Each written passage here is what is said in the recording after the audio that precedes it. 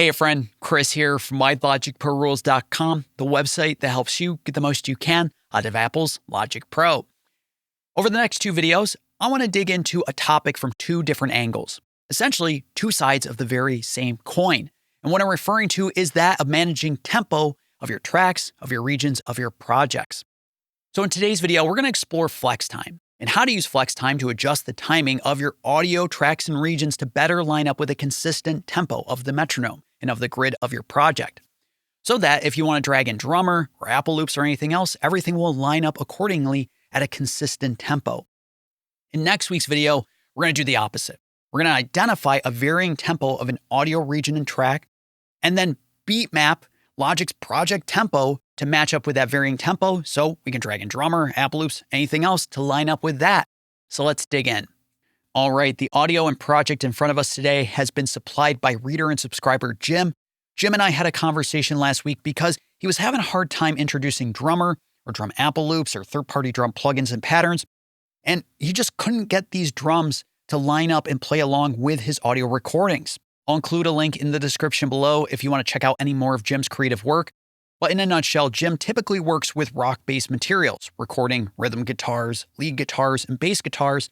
And obviously, at a certain point, Jim wants to introduce some drums to his songs and projects. So first, let's take a quick listen to some bits of Jim's project here. We'll take a listen from bar one, just so we can get a sense of what's going on.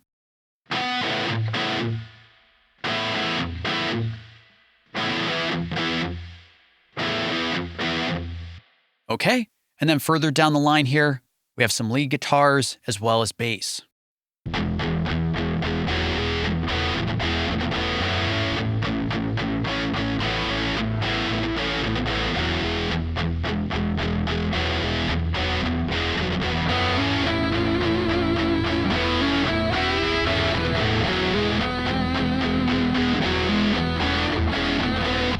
All right, that sounds good to me, so let's try to introduce a drummer track to the project to get a sense of what's going on. I'm going to use key command Option, Command, and N to open the new tracks dialog. I'll select a drummer track, and sensibly, we want our drummer to play in a rock genre. Let's click Create.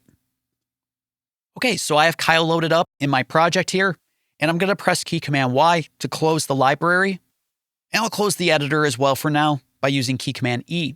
From here, I'm just going to press play so we can get a sense of what's going on.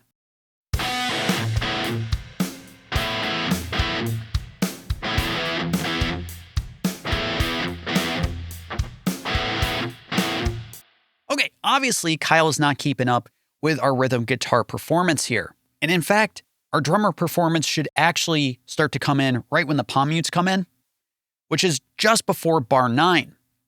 So let's take a listen there.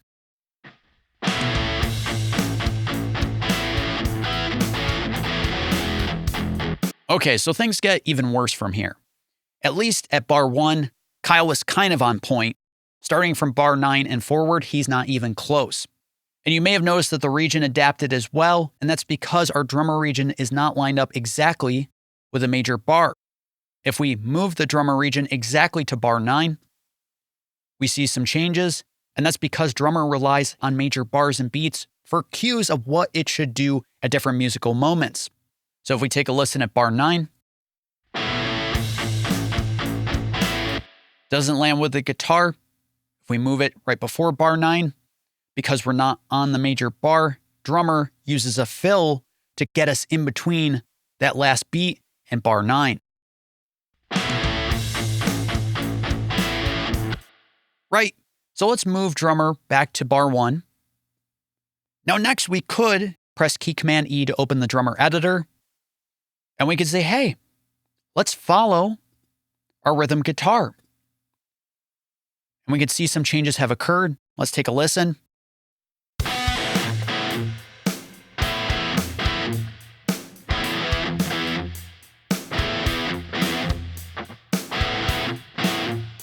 Okay, kind of better.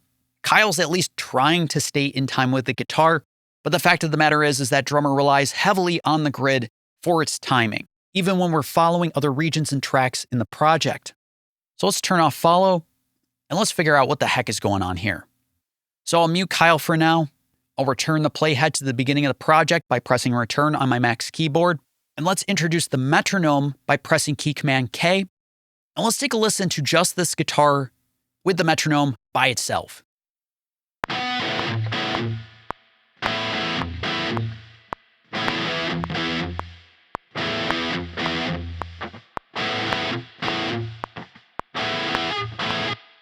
Okay, so I think you can start to pick up on the fact that this guitar is speeding up over time. Each major bar of this guitar performance is not lining up with each major bar of the tempo and metronome at 108 beats per minute, as noted in the LCD. So from here, we need to decide which tempo do we prefer. Do we prefer a consistent tempo at 108 BPM, or do we prefer the variable tempo of the guitar performance here? There's no wrong answer, it's just your preference. But your preference will decide which method you'll take to adjust the tempo of your tracks and the project as a whole. So let's select the rhythm guitar region and press key command E. And let's click on the Smart Tempo tab in the editor. Now, right now, this audio has not been analyzed for any tempo or downbeat or any time signature information. So we need to click Analyze to start the Smart Tempo detection here in the Smart Tempo editor. I'll click Analyze. This will take a second. And then we can take a look here. All right, so we can see some detection has occurred. And if we take a look around, I can see each major gray line here is lining up with each major downbeat of this performance. And if we click, hold, and drag the playhead in the Smart Tempo editor across this performance, we can see the tempo here in the Smart Tempo editor will adjust and change.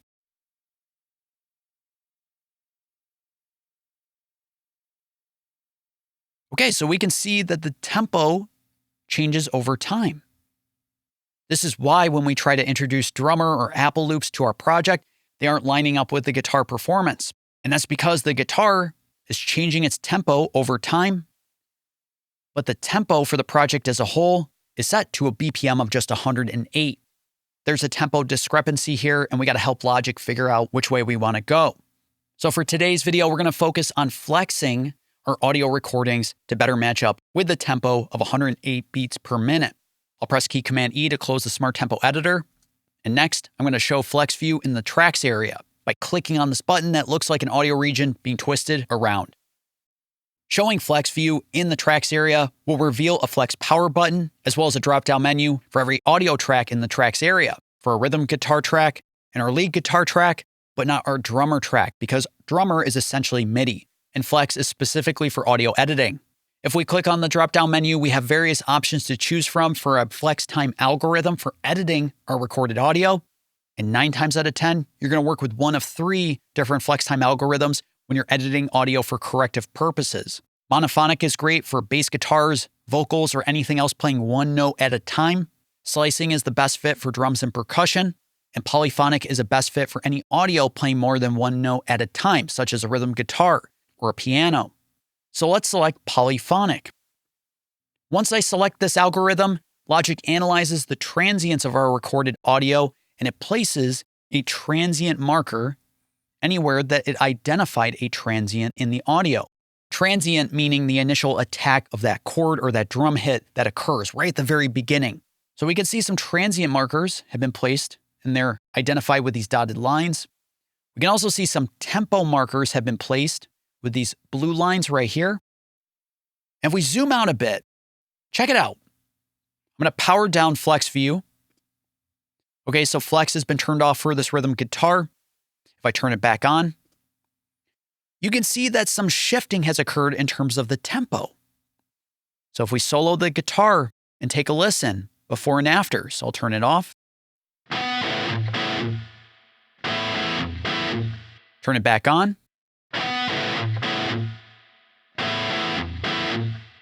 This region has been slowed down slightly, and that's because there's probably some embedded tempo information in this region.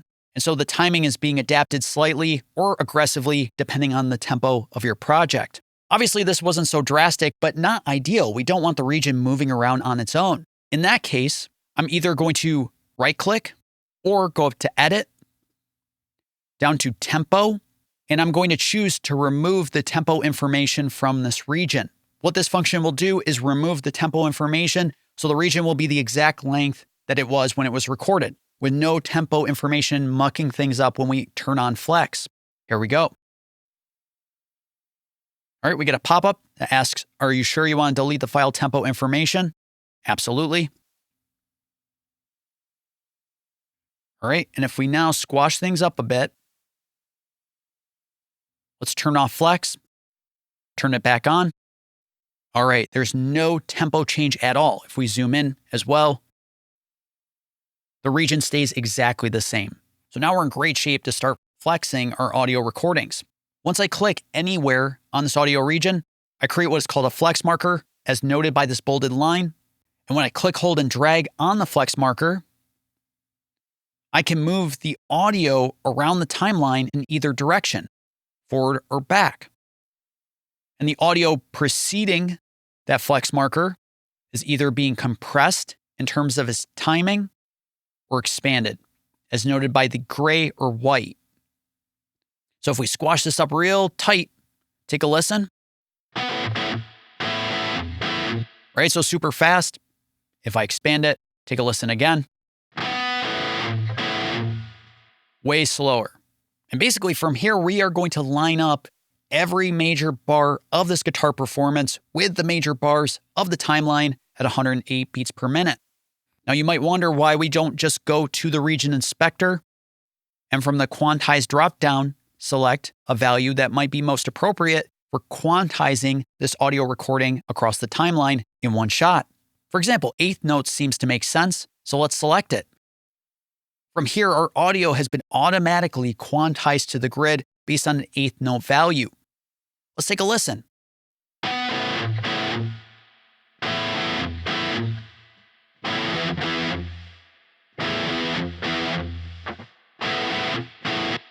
As you may have noticed, some of the timing has landed in an appropriate spot, while other moments have not. And that's because the quantized value is adjusting these transient markers based on how close they are to certain bars and beats. For example, this moment right here should line up with bar 4. But when I quantize to eighth notes, it lines that moment up just with the closest eighth note value along the grid, which may or may not be appropriate for this performance. The point being is that sometimes you'll get better mileage out of quantizing if you first go through and just line up major moments to make sure that the timing is more or less in time with the project across the entire performance. I'm going to select all by using Command and A to select every region. I'm going to press key Command Z to zoom out. And as you can see, I've selected every region in this performance, and I'm going to move everybody over by a bar. And that's because I want to be able to line up the very first moment of this performance with a major bar, and I need a little bit of room to be able to expand the region here. So I've got room to make this adjustment. So just keep in mind, I may have other regions selected. Okay, I don't actually, so I'm in good shape. I just was concerned if I adjusted the boundary of one region, I wasn't accidentally adjusting the boundary of every other region across the project. Okay, so we're working with a 4/4 time at 108 BPM. And all I'm going to do is line up the major bars and beats by clicking on a transient marker, which then creates a flex marker. And I just click, hold, and drag to each major bar.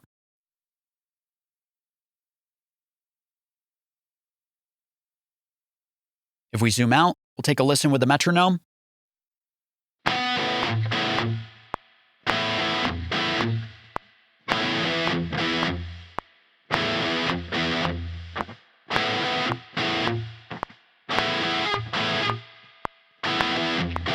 So as you can hear, the first 4 bars are in time, more or less, with the grid, while the chords afterwards start to fall further and further out of time.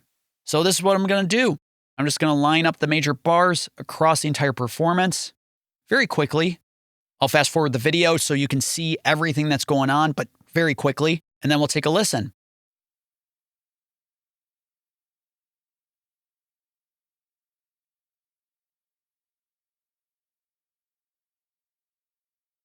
Okay, I paused fast forwarding. I wanted to point something out here. As I've been editing this rhythm guitar performance using Flex, take note of what's going on right at the end of the region here. It started happening as I was working.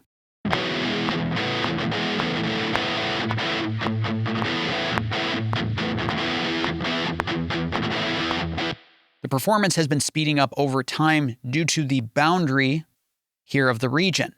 As I've been pushing things further and further, and I've been slowing down the performance, the end of the region has not changed at all. So all this audio has been cramping up against that boundary. So just keep that in mind as you're making edits. So you want to be very aware of where all these different moments should be landing. So if we take a listen. So right there, that should land right around here. And in fact, I didn't grab the transient marker I wanted.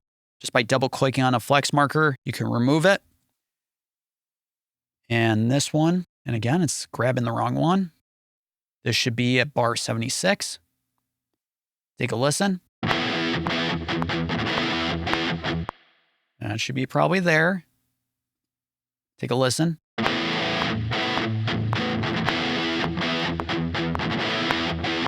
A little too fast, so let's grab this one. All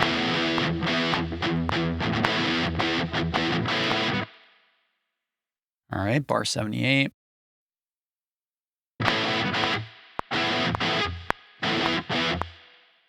You see how much it's speeding up. Okay, that's going to get a little crazy, right? We're bumping against that boundary, so it's worth extending the boundary if you can, or just pulling the end transient past that point, at which point the region finally adapts itself. So let's back up some of these edits.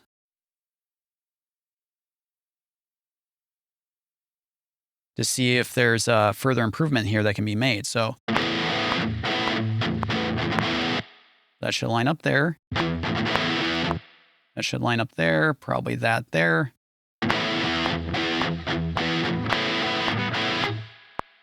That there. That there. And then lastly at bar 81.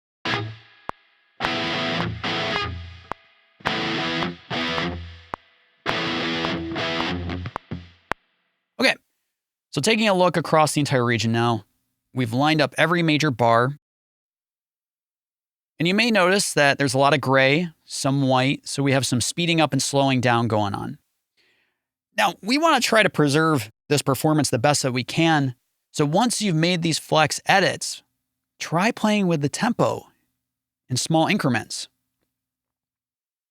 And as you can see, as I play with the tempo, we're introducing more blue sections in this case because the track color is blue. If we use Option and T, we can reveal the color bar for this track. And what we're looking for essentially is the most amount of blue that we can achieve across the region. Right?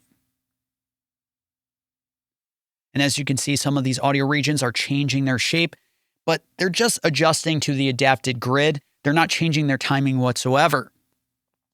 So if we take a listen now.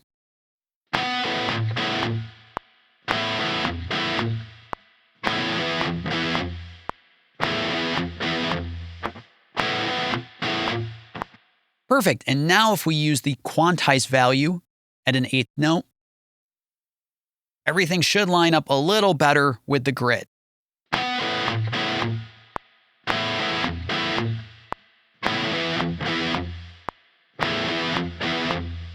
And if we introduce drummer,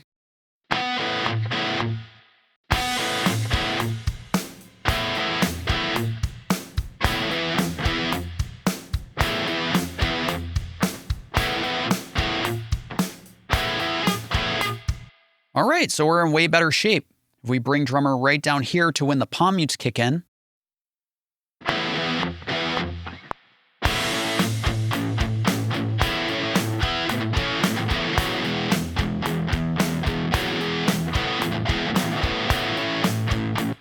so we may have to finesse some of these edits that occurred thanks to the fact that we used Quantize, but we are in way better shape. And now drummer is lining up with the performance. And we can even introduce a drummer region, shrink up that drummer region to add a little fill before that major bar. So that thing that drummer was trying to do, we wanted actually for this particular performance. Let's take a listen.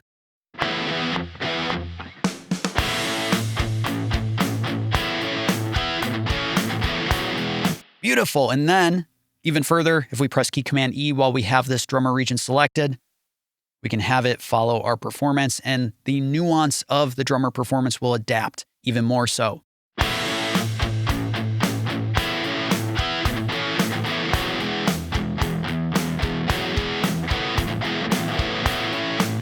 Okay, so we have gone ahead, we've adjusted the timing of the rhythm guitar track to better match up with the project tempo. That is a constant tempo of originally 108 beats per minute, now 111 beats per minute, because we are trying to adapt the tempo to more closely match the original guitar performance's tempo.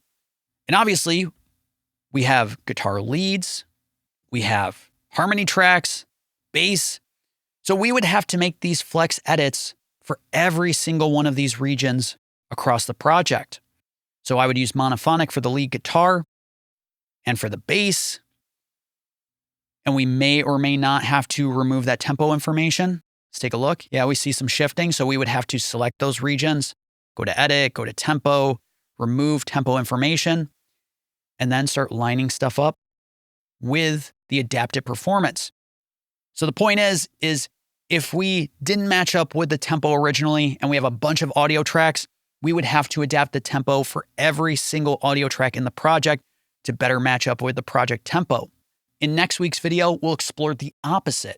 We'll have Logic adapt the project tempo to the rhythm guitar's original varying tempo, then have drummer and Apple loops match that tempo perfectly over time. Thanks so much, and I'll see you for more next week.